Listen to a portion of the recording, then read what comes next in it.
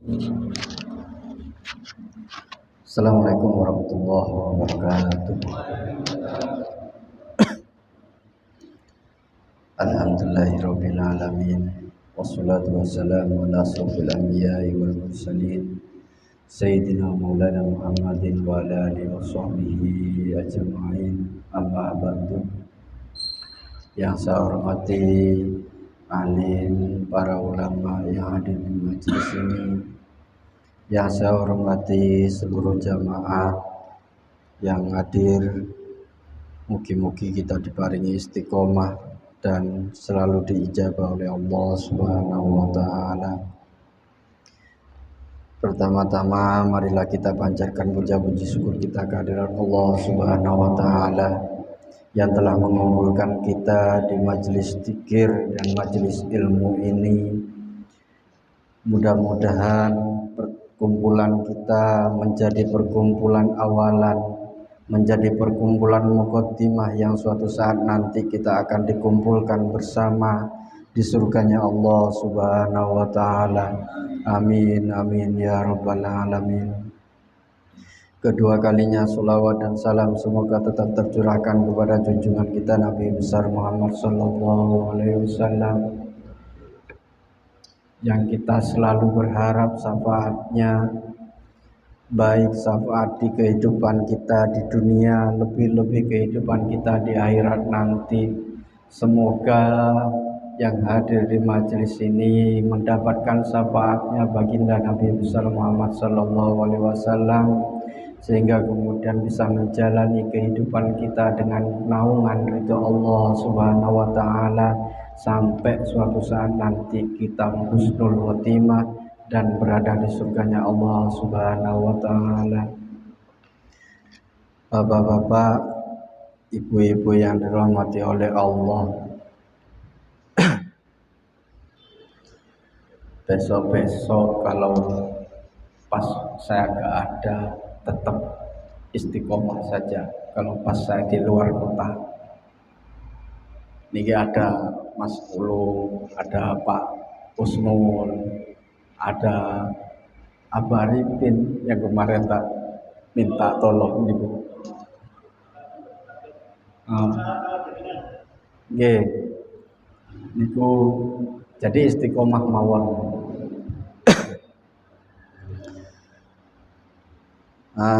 Alhamdulillah kita sudah masuk di hikmah yang nomor 26 dari kitab Hikam Ibnu Athaillah As-Sakandari.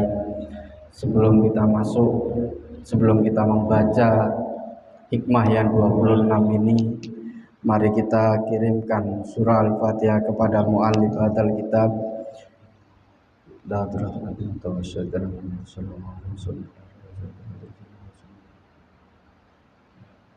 Imam Ibnu Athaillah As-Sakandari. Bi barakatil Fatihah.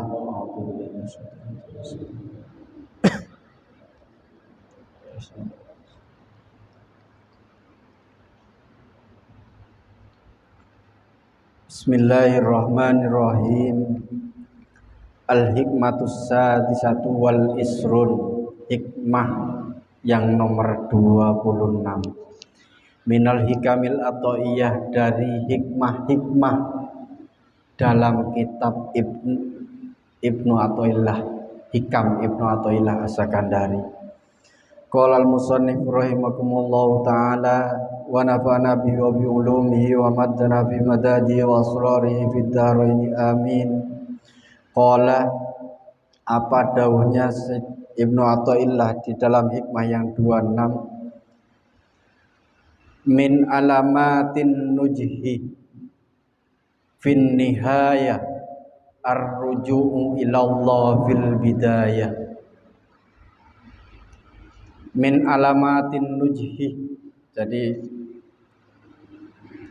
di sini bitum min nun, sebagian dari tanda kesuksesan, keberhasilan sesuatu. Lek panjenengan pingin melakukan apapun itu kan pasti pingin sukses toh. Pingin buka warung-warungnya sukses, yo rame ngoten nggih. Pingin sekolah sekolahnya juga sukses, bekerja apapun itu pengen sukses. Lah sebagian dari kesuksesan itu apa? Min alamatin nuji fil nihaya arruju'u ilallah fil bidayah, adalah kembali, mengembalikan kepada Allah fil bidayah, pada permulaannya. Jadi orang sukses atau tidak niku sebagian itu bisa kelihatan dari dia memulai. Kalau yang memulai itu sudah menggantungkan semuanya kepada Allah, maka itu, kalau dalam bahasanya Turmusi itu yang nanti akan menjadi orang sukses.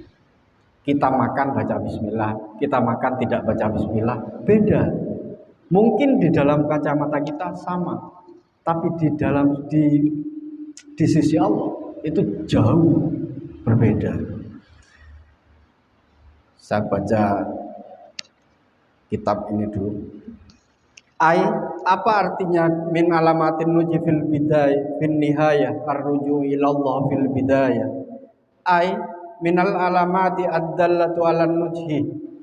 Sebagian dari tanda-tanda ad-dallatu, tanda 'alan nujhi, keberhasilan itu bidhammin nuni, dengan dhammanya nun, jadi tidak dibaca an-najhi tapi dibaca nujhi. Apa? Ad-dhafru lil murid bimaksudihi fi nihayah. Nujhi itu adalah satu keinginan yang sangat besar bagi seorang murid, bagi seorang pelaku, untuk mendapatkan hasil yang baik. Jadi keberhasilan itu memang diinginkan benar. Ada orang bekerja ya santai, mau berhasil mau enggak terserah. Tapi ini nujhi itu adalah keinginan yang kuat untuk mendapatkan keberhasilan. Apa sebagian dari itu? Arruju'u ilallah, harus mengembalikan kepada Allah, kembali kepada Allah, bitawakkuli, dengan tawakal, alaihi, atas nuji itu, wal isti'anah, dan mohon pertolongan, fi bidayatihi, di dalam permulaan apapun. Kalau kita ingin sukses itu sebagian dari usaha kita itu sudah bisa kelihatan di depan. Kalau kita ngomong, kita gantungkan semua usaha itu kepada Allah, itu separuh dari perjalanan usaha itu sudah sukses. Separuhnya ya usaha. Kalau nggak usaha cuma doa tok ya nggak bisa sukses. Pingin pinter tapi nggak pernah belajar, ya tinggal pingin tok, tinggal pingin nih. Itu yang dimasukkan. Sebagian kalau kita termasuk menuntut ilmu itu gantungkan semuanya kepada Allah. Sebagian keberhasilan kita memahami ilmu itu sudah selesai. Tinggal kemudian keseriusan kita menuntut ilmu, itu separuhnya. Nah itu kalau dalam kitab ini. Faman sohaha bidayatuhu birruju'i ilallah wa tawakkuli fi jami'i umurihi alaihi najah fi nihayah allati yalin usuli la matlubah. Kalau melakukan sesuatu awalnya sudah baik, menggantungkan baik itu menggantungkan diri kepada Allah ya. Itu kemungkinan besar itu pasti akan berhasil. Pasti berhasil.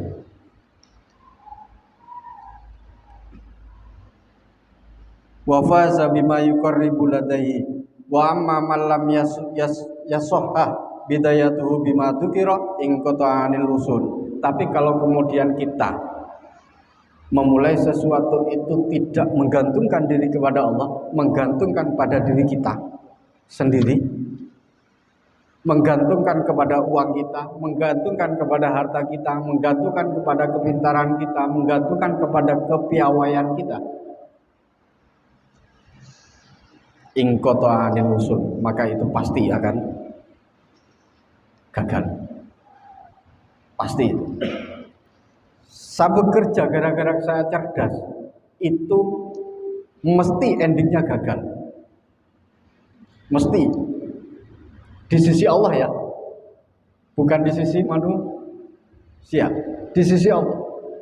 Lah apa bentuk dari kegagalan nanti dijelaskan di sini.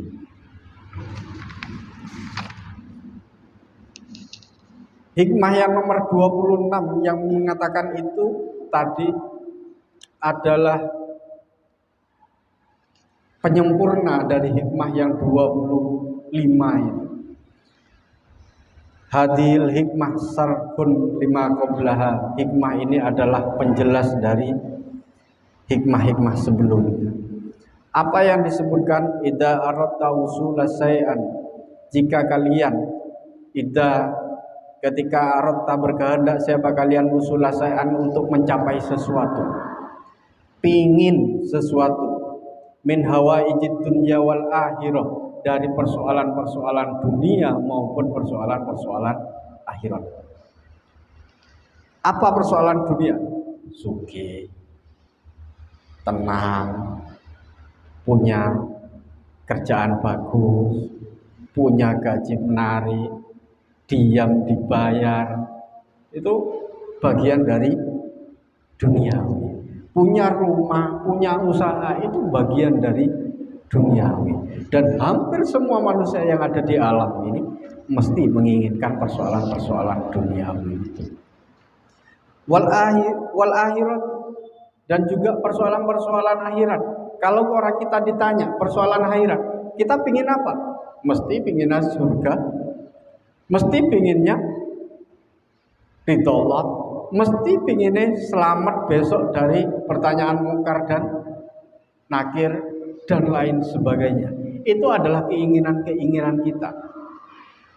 Jangan kemudian kita mikir besok saya akan ditanya oleh mungkar dan nakir, saya harus hafal talqin, dihafalkan di dunia, tapi ketika nyampe di kubur orang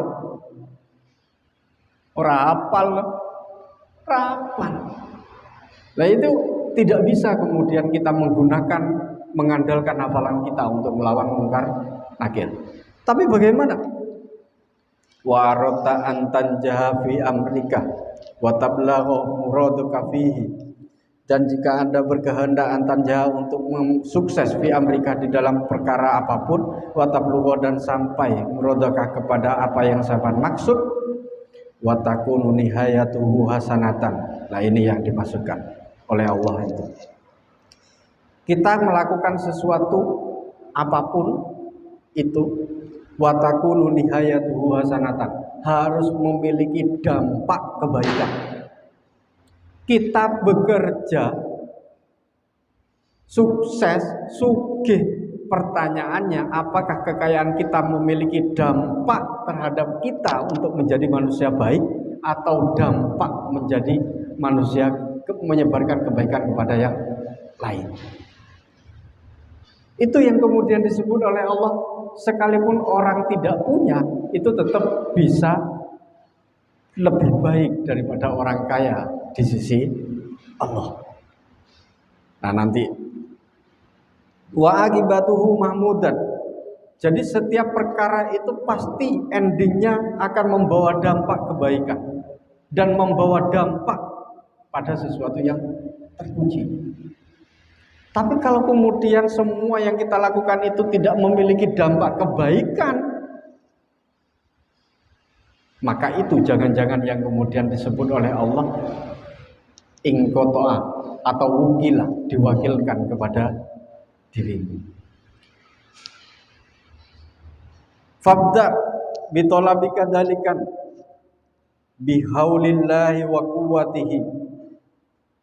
Jika kita ingin sukses, ingin sesuatu yang kita inginkan luar biasa, persoalan dunia maupun persoalan akhirat, fabda bitolabika dalikan bihaulillahi wa quwwatihi. Maka carilah itu, berusahalah untuk mengejar apa yang sampean mimpikan, yang sampean inginkan, bihaulillahi, dengan daya dan kekuatan Allah. Jadi kalau kita daya dan kekuatan Allah, semua yang kita lakukan itu atas kehendak Allah. Lah itu yang kemudian diinginkan. Wabrok min haulika wa quwwatik, dan bebaskan dirimu min haulika dari dayamu wa quwwatika dan kekuatanmu, wasta'in billah dan mohon pertolongan kepada Allah, wa tawakkal alaihi. Jadi kalau di Al-Qur'an fa idza azamta fatawakkal 'ala Allah, ya usaha dulu, tapi sebelum usaha harus menggantungkan semuanya kepada Allah. Jangan asal usaha, jangan asal berjalan, jangan asal melakukan sesuatu, tapi setidaknya kita harus menggantungkan semuanya kepada Allah. Pada waktu kecil lah, pada waktu kecil kita diajari oleh orang tua kita, nak, setiap Anda mau makan, mau melakukan sesuatu, bacalah Bismillahirrahmanirrahim. Bismillahirrahmanirrahim. Fabda kulla amalin bi bismillahirrahmanirrahim bihaulillahi wa quwwati. Jadi kalau orang arif itu, orang-orang arif, ya orang-orang para wali, sebagian orang wali, itu bukan hanya sekedar membaca Bismillahirrahmanirrahim, bukan, tapi Bismillahirrahmanirrahim bihaulillahi wa quwwatihi. Silahkan diamalkan. Bismillahirrahmanirrahim bihaulillahi wa quwwatihi. Itu yang kemudian selalu dibaca oleh orang-orang arif. Mau melakukan apapun, mau usaha apapun, itu pasti untung. Untung dalam bentuk gini. Bismillah itu kan begini. Orang baca Bismillahirrahmanirrahim itu semua orang baca. Tapi hanya sekedar baca.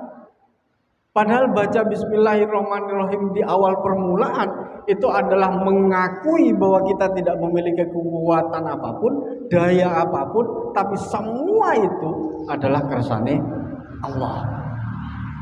Itu adalah kersane Allah, itu adalah keinginan Allah yang menyuruh kita, mengantarkan kita ke makom yang seperti itu. Lah kalau kemudian kita gantungkan semuanya kepada Allah, iku hati tenang, Mbak. Hati tenang. Kalau seandainya bikin usaha, ini satu usaha, kemudian satu menggunakan Bismillahirrahmanirrahim bihaulillahi wa quwwati, tunggu semuanya dipasrahkan kepada Allah. Satu tidak menggunakan Bismillahirrahmanirrahim bihaulillahi wa quwwati, gak iling, ya wis asal kerja, yang penting buka usaha. Dalalah yang kaya itu yang tidak pakai bismillah. Yang pakai bismillah justru tidak lakulah usahanya. Nah itu kalau dalam kacamata kita yang untung siapa?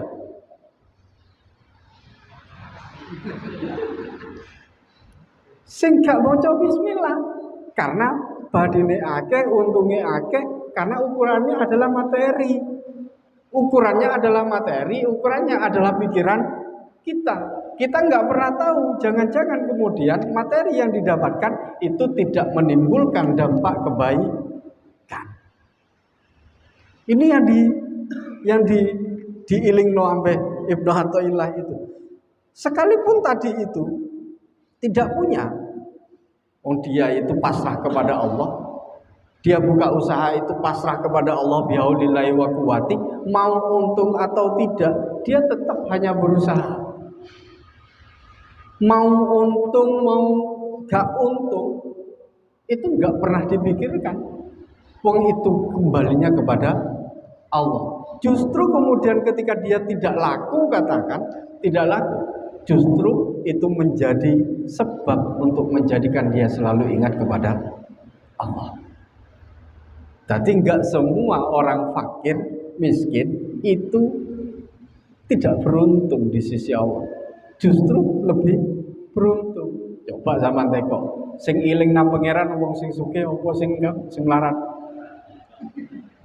Ayo. Lah aja. Kebanyakan begitu kan? Kebanyakan itu. Nah, justru kemudian ketika orang jatuh atau tidak mampu, tidak laku, itu diingetin oleh Allah. Ayo kembali kepada Allah. Ayo dirangkul oleh Allah. Sing parah itu sudah gak laku, gak eling nang pangeran. Iku wis gak iki. Jadi kalau tadi disebutkan miskin bisa untung di sisi Allah, bisa.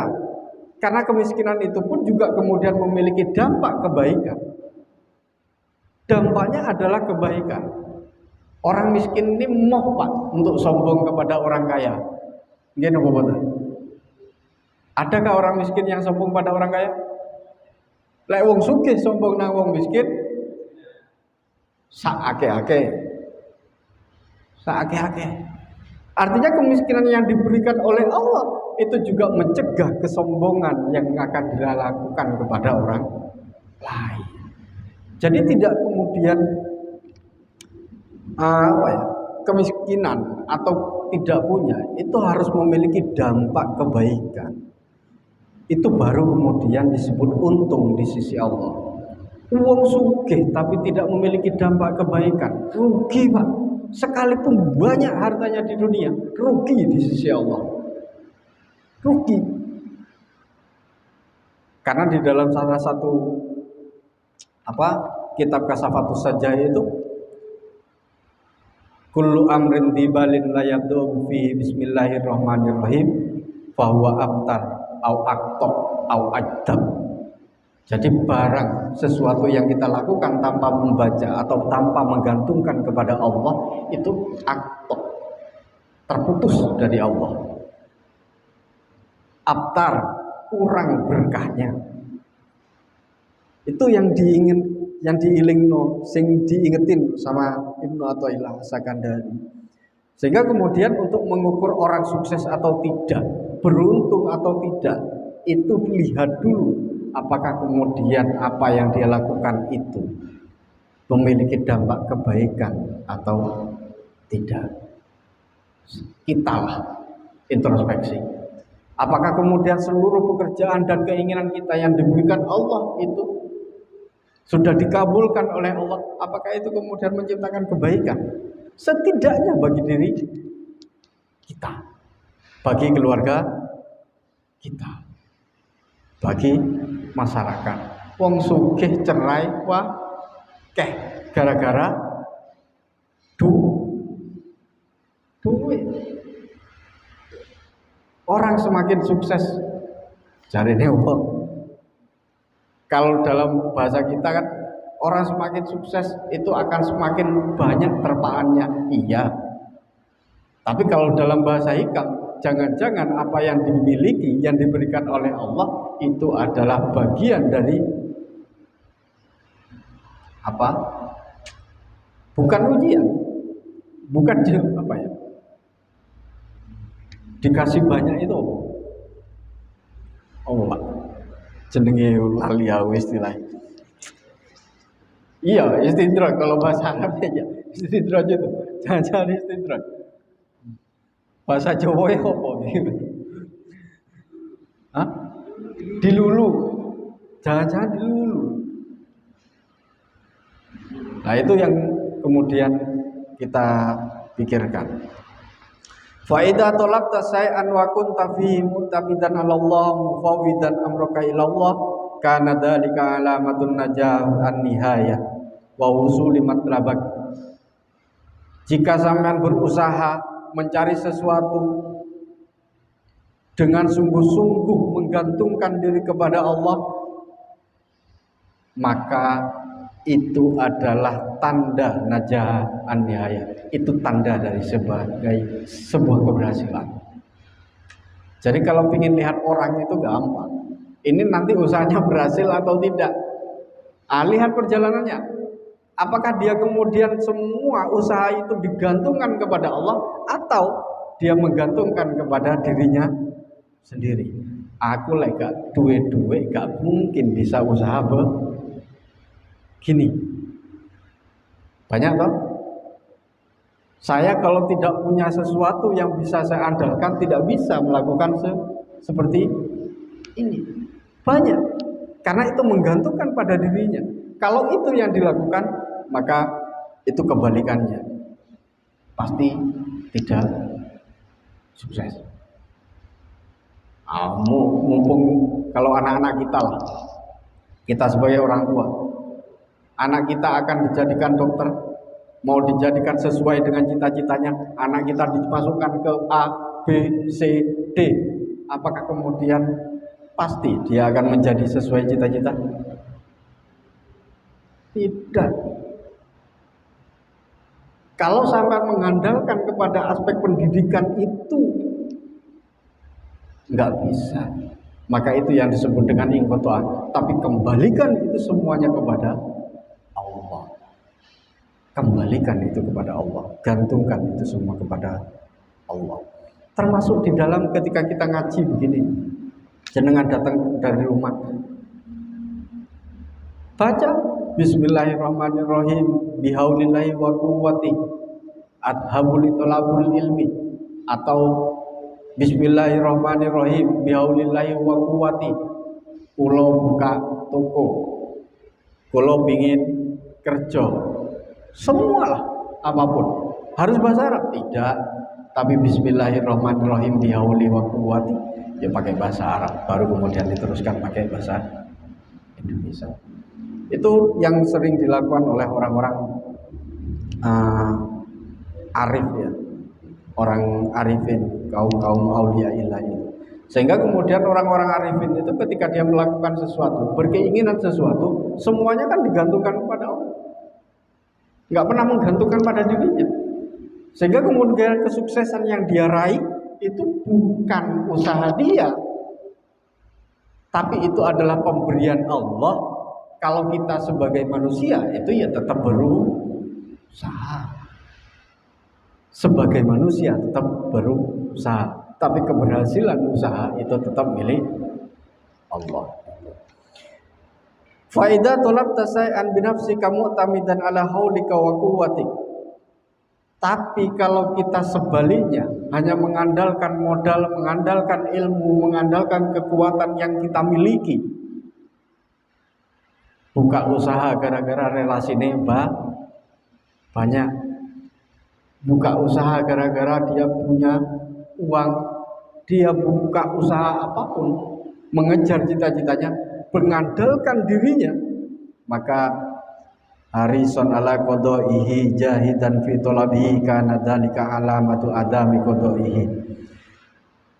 Sehebat apapun dia mengejar cita-cita, kalau dia mengandalkan kepada diri dan kekuatannya, kana dzalika alamatu adami qadaihi, itu adalah tanda tidak akan sukses. Adami qadaihi itu nggak terlaksana, gagal. Apa yang kita inginkan itu gagal, itu sudah jelas. Maka separuh saat kita melakukan sesuatu dan mengandalkan diri kita, separuh itu sudah kita gagal. Sebelum memulai sudah gagal separuh itu, karena kita mengandalkan pada diri kita, tidak mengandalkan Allah itu. Fa'in kudia, yang kayak tadi itu, dia buka warung, nggak usah menggantungkan diri kepada Allah, dia menggantungkan pada dirinya sendiri.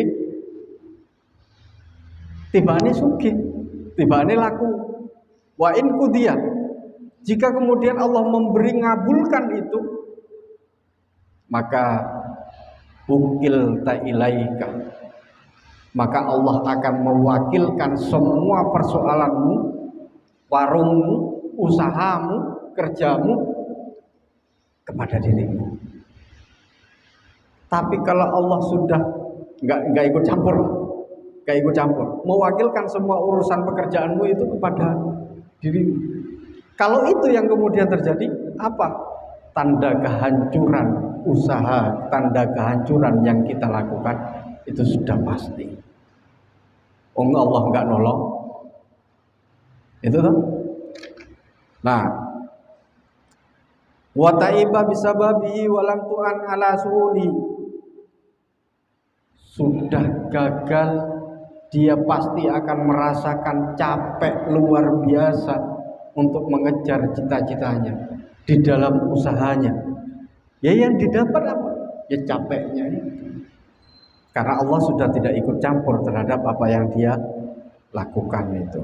Makanya kemudian Nabi itu selalu berdoa, Rabbi la takilni ila tarfata aini. Ya Allah, jangan wakilkan kepadaku sekalipun sekejap mata. Jangan wakilkan kepada diriku urusan-urusan apapun yang ada di dunia ini, walaupun sekejap mata. Berarti Nabi saja yang maksum, kekasih Allah, itu Rabbi la takilni la tarfata aini. Kok awak dhewe sing ado teko pangeran ngandalno daya kekuatan diri sendiri. Aduh, itu Nabi. Rabbi la takilni ila tarfata aini itu. Karena Nabi tahu persis ketika kemudian satu perkara itu berdasarkan bergantung kepada kekuatan dan daya kita, itu sudah pasti gagal. Sudah pasti gagal. Maka gantungan itu semuanya kepada Allah. Contoh, Udkur waq'ata Badrin. Pernah tahu perang Badar? I'tamadama Allah wa ufawwidu amarahum ilallah. Nalu wa doharu ma'akillati adadahum wa addatahum. Perang Badar itu, Pak, orang Islam itu cuma 313. Musuhnya berapa? Berapa? Ribuan. 3.000 ya? 3.000-an musuhnya perang Badar itu. Nah, perang Badar itu orang Islam cuma 313, musuhnya itu ribuan. Tapi sudah 313, peralatan perang nggak punya.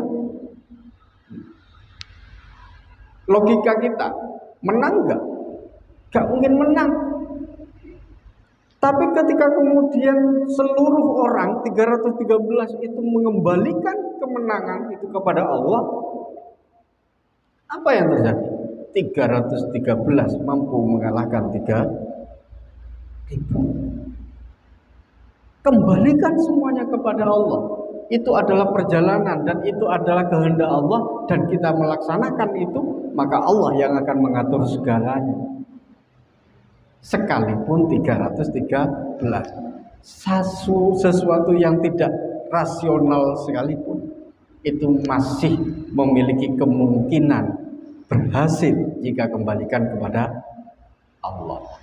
Sebaliknya, ini contoh sebaliknya. Wadkur ghazwata Hunain, perang Hunain. Tahu? Perang Hunain pada waktu itu. Itamadal muslimuna bi kasrati wa atatahum. Perang Hunain itu, Pak, musuhnya kampung kecil. Musuhnya kampung kecil. Karena orang Islam itu di perang Hunain sudah banyak. Pasukannya sudah 12.000. Sudah 12.000. 12.000 musuh kampung kecil. Logika kita menang toh? Menang. Orang Islam pada saat itu, kita pasti menang. Mungkin kita pasukan 12.000, peralatan lengkap, apalagi hanya sekedar musuhnya satu kampung yang tidak memiliki peralatan apa? Serbu 12.000 itu nyerbu satu kampung di perang Hunain itu kalah.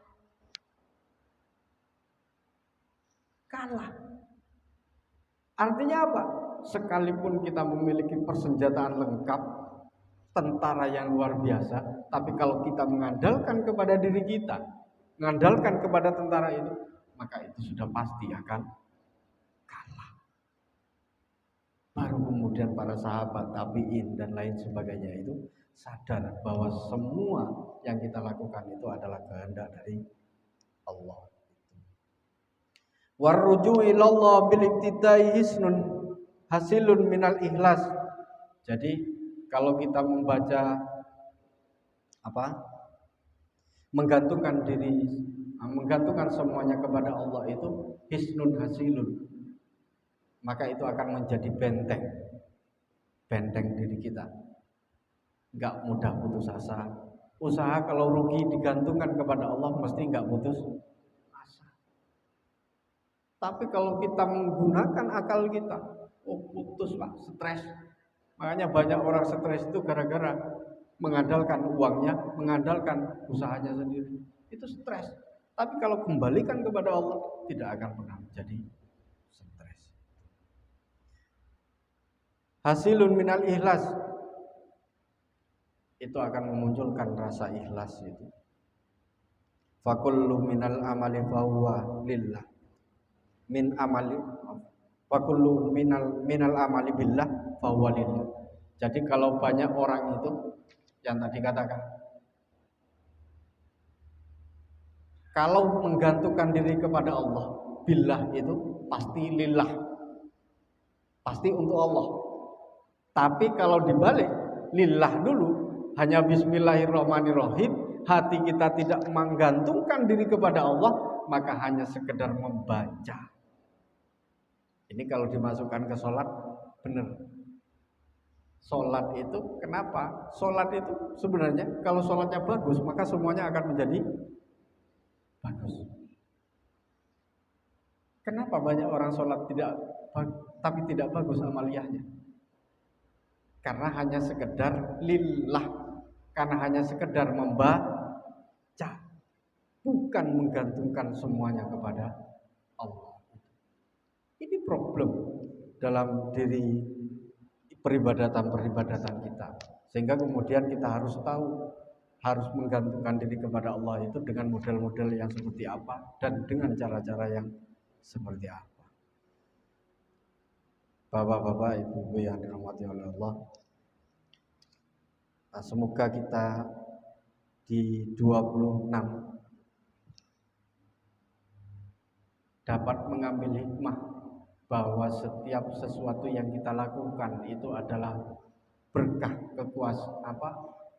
daya dan kekuatan Allah. Kita tidak boleh putus asa, kita harus menggantungkan diri kepada Allah di dalam setiap kesempatan dan setiap waktu. Apapun yang akan kita lakukan harus gantungkan kepada Allah. Jangan gantungkan kepada diri kita atau diri orang lain. Sampean menggantungkan kepada Allah, maka yang akan sampean raih adalah kesuksesan. Tapi ketika sampean menggantungkan kepada diri sampean dan orang lain, maka yang sampean raih adalah kekecewaan. Itu sudah pasti. Semoga kita dapat selalu dekat dengan Allah dan berada dalam lindungan Allah dan berada di pertolongan Allah, sehingga kemudian seluruh usaha dan amaliyah kita itu menjadikan diri kita menjadi manusia yang baik, menjadikan keluarga kita menjadi manusia yang baik, dan juga menjadikan masyarakat kita adalah masyarakat yang baik. Amin, amin ya rabbal alamin. Akhirul kalam, Allahumma waffiq ila aqwamit thoriq. Wassalamualaikum warahmatullahi wabarakatuh.